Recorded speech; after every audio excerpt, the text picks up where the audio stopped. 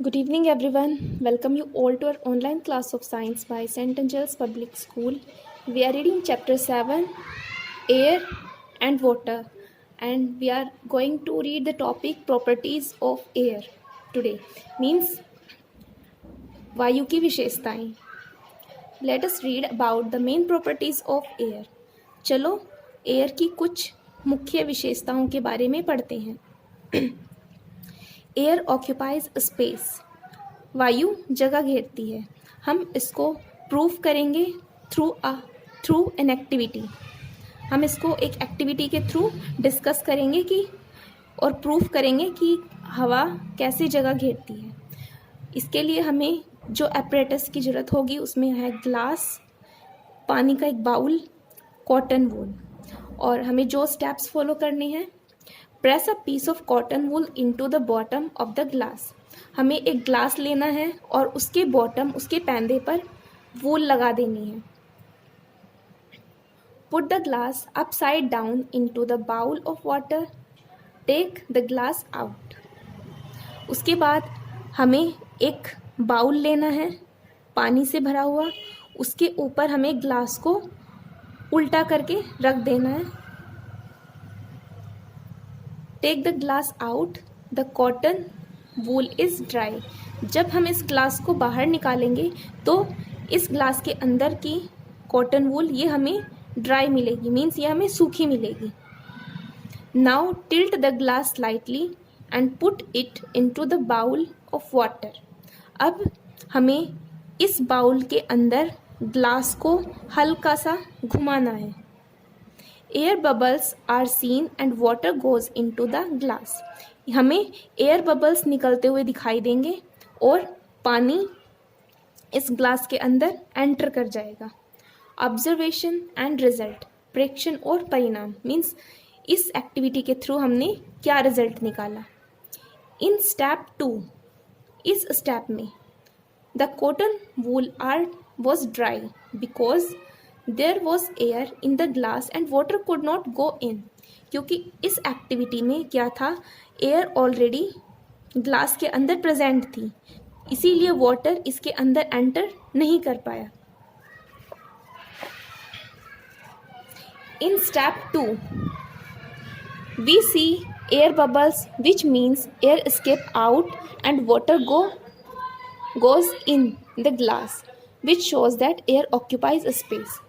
अब जैसे कि इस स्टेप में हमने क्या किया था, हमने ग्लास को थोड़ा सा घुमाया, मीन्स एयर को निकलने के लिए थोड़ी सी जगह मिल गई और वहाँ से ये बबल्स की फॉर्म में निकलना शुरू हो गए.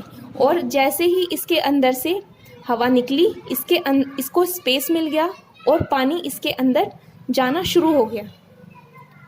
तो इससे हमें पता चलता है कि हवा जगह घेरती है.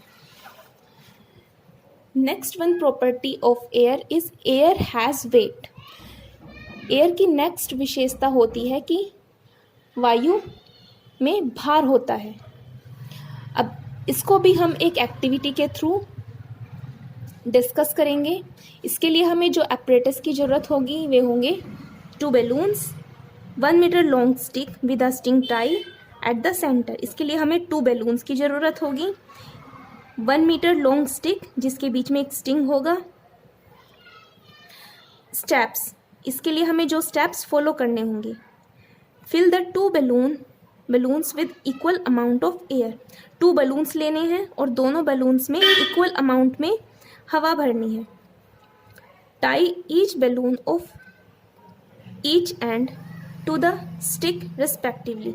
अब इस स्टिक के दोनों एंड पर, दोनों आखिरी पॉइंट पर हमें दोनों बैलून्स को बांध देना है. Now remove air from one of the balloon.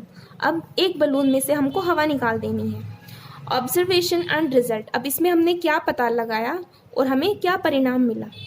In step 2 the stick is horizontally portion. अगर हम इस वाले स्टेप में देखें तो ये दोनों बराबर हैं, ये दोनों क्षैतिज पोजीशन में हैं. In step 3 we observe that side to the stick with the air filled balloon goes down. अब नेक्स्ट स्टेप में हम क्या देखते हैं कि जब हम एक बलून में से हवा निकाल देते हैं तो जिस बलून में हवा भरी हुई है वो नीचे झुक जाता है, thus proving that air has weight। तो ये प्रूफ हो जाता है कि वायु में भार होता है। Next one property of air is required for burning, means वायु को जलाने के लिए वायु की ज़रूरत होती है। apparatus रिक्वायर्ड, इसके लिए हमें जो apparatus की ज़रूरत होगी वो होगा कैंडल, मोमबत्ती और ग्लास। जो स्टेप्स हमें फॉलो करने होंगे, fix a candle on a table and light it, हमें एक मोमबत्ती लेनी है और उसको जला देना है। इट कीप्स ऑन बर्निंग, और इसको जलने देना है। Now invert a glass over the candle, अब एक ग्लास को विपरीत दिशा में करके इसके ऊपर ढक देना है। ऑब्जर्वेशन एंड रिजल्ट, अब इसमें हमने क्या पता लगाया और क्या इसका परिणाम निकला। We observe that the candle burns for some time and then goes out, हमने पता लगाया कि कैंडल कुछ टाइम के लिए जलती है और उसके बाद अपने आप ही बुझ जाती है। This shows that candle needs air to burn, इससे हमें ये पता चलता है कि कैंडल को जलने के लिए एयर की ज़रूरत होती है। तो इस तरह से ये प्रूफ हो जाता है। स्टूडेंट्स, आज के लिए इतना ही। Thank you.